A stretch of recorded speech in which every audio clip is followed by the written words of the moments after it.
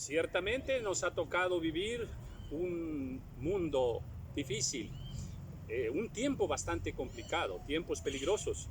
Es como si el ángel de la muerte se paseara por todo el mundo, llenándolo todo de tristeza, de temor, de enfermedad, de desgracia y de muerte. El mundo se hace muchas preguntas. El mundo hoy vive un estado de confusión y de temor. Y la ciencia intenta responder, los expertos intentan responder a lo que está pasando ahora, tener solución para la vida de las personas. Y no es fácil dar respuestas en este tiempo. El mundo también trata de explicarse qué nos pasó, qué hicimos mal, qué debemos cambiar. Hoy la vida en todo el mundo, la vida económica, la vida social se ha trastocado a fuerza de vivir esta situación de pandemia tan peligrosa que ha hecho muchos cambios en la forma de vida. Y bueno, pues la iglesia también está aquí en el mundo y la iglesia también debe tener respuestas, también se hace preguntas. Dios debe responder también a algunas preguntas que nosotros quisiéramos hacerle. Ahora, una cosa es clara, si Dios nos tiene en este tiempo, que viviéramos esta circunstancia como sus hijos, como iglesia, pues Dios cuenta con nosotros, Dios tiene un propósito y a través de nosotros Dios dará esas respuestas al mundo y nosotros mismos somos los encargados de transmitir la voluntad de Dios, el amor de Dios. Amor de Dios, sí, en medio de esta pandemia, sí, amén. Amor de Dios, fidelidad de Dios. Dios tiene palabra para el mundo, Dios tiene palabra para la iglesia, Dios tiene palabra para todos nosotros. El mundo de alguna manera escucha a la ciencia, a los sabios, a los expertos, pero también hay confusión. Aún los mismos expertos se contradicen y no se ponen de acuerdo. Esto lo hemos visto en todas las informaciones que se dicen por todas partes. Ahora, también sabemos que existen razones ocultas, amén, propósitos perversos de organizaciones internacionales de oscuridad, con intenciones de controlar el mundo, intenciones del reino de las tinieblas. Ahora, algo debo dejar muy claro. A ver, todo este tiempo tan difícil, tan peligroso, tan confuso, no está fuera de la voluntad de Dios. O sea, esto no toma a Dios por sorpresa. La palabra de Dios ya nos enseñaba claramente que estos tiempos vendrían, ¿verdad? Tiempos difíciles, tiempos de confusión, tiempos de plagas también, ¿verdad? Entonces, pero la palabra de Dios nos da confianza. Es muy clara, nos da mucha certidumbre. Nos dice la verdad sobre todas las cosas. En primer lugar, la palabra de Dios nos habla de un Dios de amor en todo momento. Nos habla de un Dios que ha enviado a su Hijo Jesucristo con un plan de salvación para nuestras vidas. En Cristo hay vida, en Cristo hay poder, en Cristo hay salvación. Este es un mensaje que no cambia. Amén. La palabra de Dios nos enseña que Dios está en control de todas las cosas. Esta situación que ha causado un revuelo mundial y ya por varios meses, no toma por sorpresa al Señor. Amén.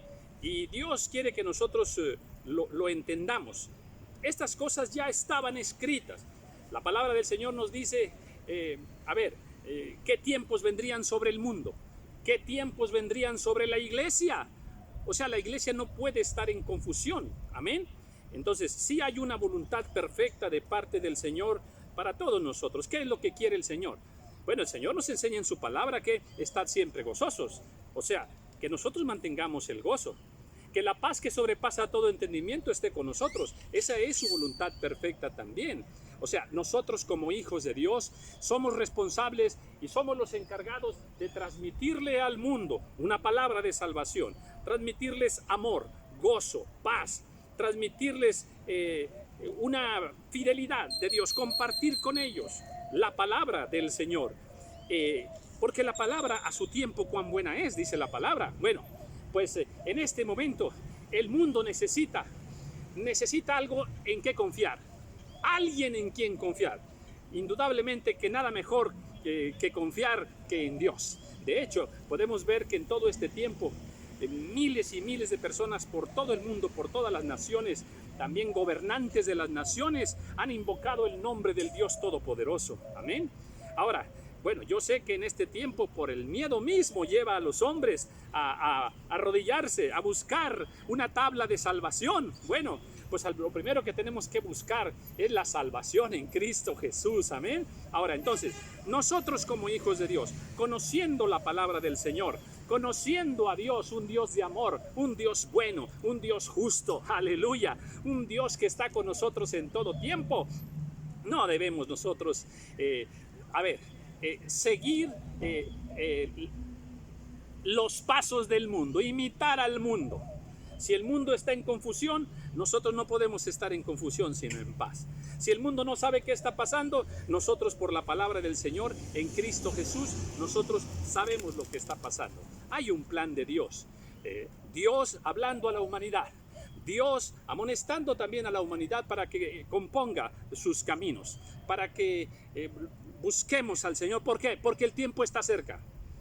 El tiempo está cerca para la venida del Señor.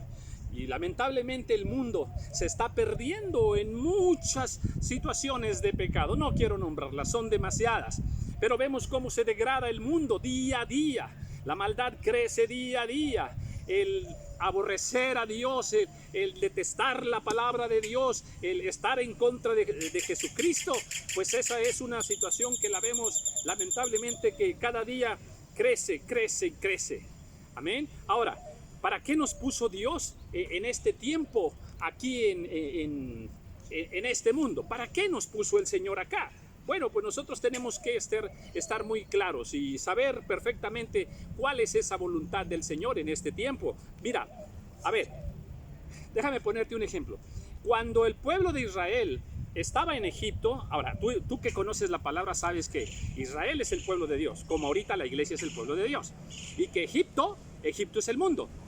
Recordemos que Israel estuvo esclavo en el mundo, en Egipto, que representa el mundo, durante 400 años. Amén. Bueno, pues es igual ahora. La iglesia está aquí en el mundo. Ahora, vinieron unas plagas sobre Egipto. Ahora, ese acontecimiento de todo aquello que ocurrió sobre Egipto, todo aquello que pasó sobre Egipto, también lo estaba viviendo el pueblo de Dios, porque ellos allí estaban. Ahora, fíjate bien, para el pueblo de Egipto, para los egipcios, en ese momento pues era desgracia. Eso que estaba ocurriendo era desgracia, era un caos, era juicio, era plagas, enfermedad, era muerte. Para ellos eso es lo que estaba viviendo. Llanto, tristeza, dolor, temor, angustia. Eso es lo que estaba ocurriendo. Así lo miraban los egipcios. Era un momento en que estaba perdiendo, era el fin de su imperio. Eso es lo que estaba ocurriendo allí. Pero allí también estaba Israel, el pueblo de Dios. Ahora, ese mismo acontecimiento que para los egipcios era desgracia, tragedia, muerte, pues para el pueblo de Dios no era así. Para el pueblo de Dios era otra cosa. ¿Qué significaba para el pueblo de Dios? Bueno, mientras que para ellos significaba desgracia, para el pueblo de Dios era tiempo de salvación. Era el tiempo en que Dios había escuchado sus oraciones. Era el tiempo en que venía la liberación del pueblo de Dios. Tiempo de alegría, tiempo de victoria, tiempo de libertad, porque habían sido esclavizados durante mucho tiempo. Observa, el mismo suceso para Egipto significaba una cosa, pero para Israel significaba otra cosa. Tú eres el pueblo de Dios en este tiempo. ¿Qué significa para ti todo este tiempo? Pues tiene que significar un tiempo glorioso. Amén. Dolernos por la situación del mundo, desde luego.